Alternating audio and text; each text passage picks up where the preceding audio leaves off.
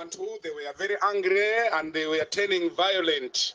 Ndiye koma luckily tili bwino pfa panali miyala pamenepo panali kugenda, and we are actually fearing for our cameraman amene ali ku kumbuyoku sizinali bwino pa Chitungwiza. Luckily IMDF anatamanga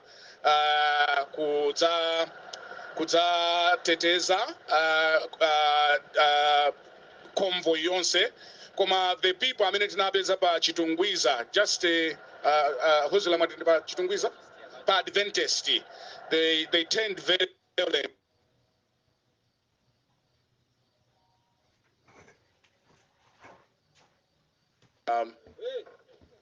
We could hear some miyala ndithu imene imaponyedwa.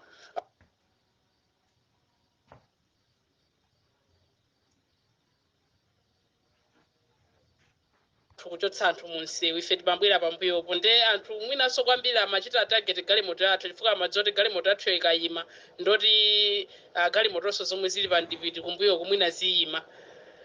Padali ndithu zochititsa mantha pamene pacha anthu mpaka na miyala ndithu kugenda nde idakhala kuti galimoto yathu ino anyamata athu ojambula kumbuyoko ndi amene adakhudzidwa kwambiri. Bola ife tili mkati koma anyamabuyoko nawonso adadzatiyankhula ndithu kuti ifenso tikuopa kuti kodi zitithera bwanji kumbuyo kuno muno mumchewu.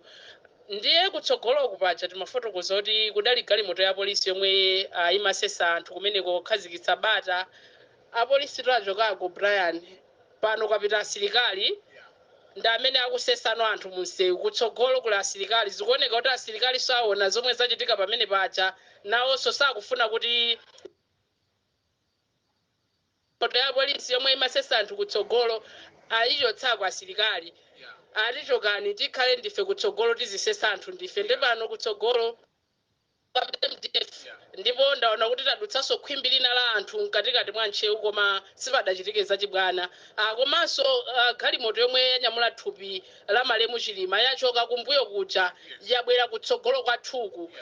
Ndipo pali ngati galimoto ziwiri patsogolo yosesa munsewu ya asilikali yomwe sikuchita zibwana. Ya polisi poyamba imatha kumango auza anthu pa windo kuti tachokani, iyo ikungopita ngati kukaomba munthu sikuyendanso monyengerera kuti aya anthu achite kupatuka okha.